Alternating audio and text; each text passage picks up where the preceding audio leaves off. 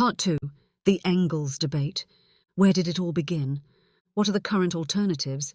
And why don't they work? The point of departure for the whole base and superstructure argument is a collection of letters Engels wrote in the 1890s. In these letters, Engels was explicitly trying to explain how base and superstructure work. Both he and Marx had already used these ideas in many places. The critical issue is how and how fully the base determines the superstructure, and conversely, how free superstructures are and how much they can influence the base in turn. Engels' overall position is clear.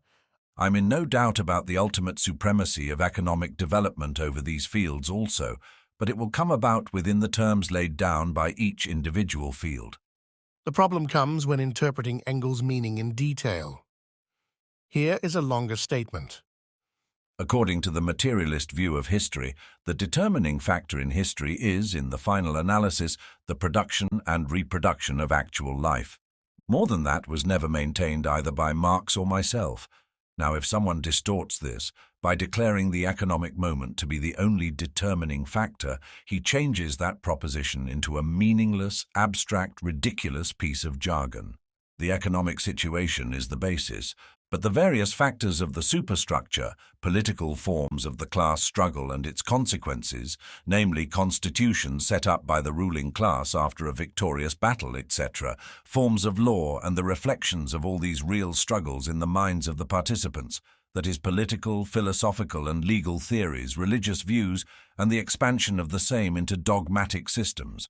All these factors also have a bearing on the course of the historical struggles, of which, in many cases, they largely determine the form. It is in the interaction of all these factors, and amidst an unending multitude of fortuities, that the economic trend ultimately asserts itself as something inevitable. Looking at Engels' analysis as a whole, superstructures are relatively autonomous of the economic base. So is the simultaneously engendered opposition: unions, workers' political parties, revolutionaries, and so on. So superstructures have their own structure, rules, and activity and react back on and influence the base. Superstructures are also affected by chance and by the complexity of their relationships with other superstructures. Superstructures also need to operate in a rational manner, so they self-organize around internal systems and rules that may conflict with the base. So, as each superstructure develops, the fidelity with which economic conditions are reflected is increasingly thrown to the winds, hence each superstructure's relative autonomy of its base. For example, the state can not only protect the base, for example by hothousing industrial development, but also wreak havoc with economic development and cause energy and materials to be squandered on a vast scale. In fact, superstructures are autonomous enough to define the forms of historical struggle: political, legal, artistic, ideological, though not the key means or content of that struggle. These are still defined by the base. But economic necessity will ultimately prevail, and the longer the period under consideration, the clearer the economic determination becomes. So, the economic is the determinant upon which the history of society is based. As Engels himself puts it, economic relations are ultimately the determining factor and represent the unbroken clue which alone can lead to comprehension. It's not much of a theory.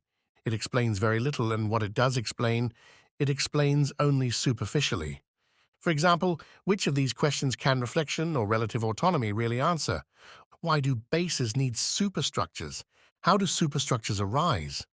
In what sense do superstructures affect the base? How do the two actively relate to one another? How do superstructures actually help the base? As the relatively autonomous entities, what else do superstructures do? Why should the economic prevail? What do the final analysis and last instances actually mean? These are basic questions any theory of base and superstructure should be able to answer, and Engels' analysis doesn't. But what about Marx? Karl Marx also explains social systems and historical events in terms of base and superstructure. In fact, some of his best-known statements are about base and superstructure. For example, in Capital, he wrote, The economic structure of society is the real basis on which the juridical and political superstructure is raised and to which definite social forms of thought correspond. The mode of production determines the character of the social, political, and intellectual life generally. In other words, Marx's position is broadly similar to Engels. Like Engels, Marx does not really explain base and superstructure. The terms are stated but not defined, and the relationship is asserted but not explained. This is not really a criticism, as Marx, unlike Engels, was not trying to explain base and superstructure. But it has left the rest of us a huge problem.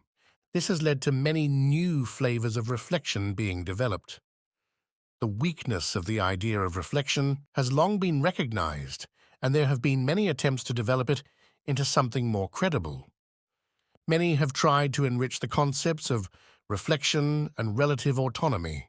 For example, with the idea of typification, superstructures were understood as expressing essential principles of the base.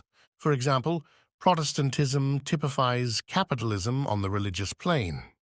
Superstructures may also characterize, symbolize, represent, or illustrate their base. In the case of mediation, this variant describes the activity connecting base to superstructure. Analogy argues that the two sides can be partially mapped onto one another. Correspondence is like analogy, but changes in the base actively generate corresponding changes in its superstructures. Finally, homology is like correspondence, but the relationships are defined in quasi-mathematical terms. What ultimately is wrong with all this? The fundamental problems with this type of explanation are easily stated. It's not dialectical. As already noted, the basic terms are not defined, and the relationship of base to superstructure is asserted but not explained. In addition, the origins of superstructures remain unaccounted for. The relationship between the two sides is static, and their interaction creates no synthesis. In short, it's logically dualist. It's also not materialist. The material nature of each side is not explained. Their activity is not defined in material terms. Their interaction lacks both substance and human action. Nothing changes with their interplay, so the last instance never comes.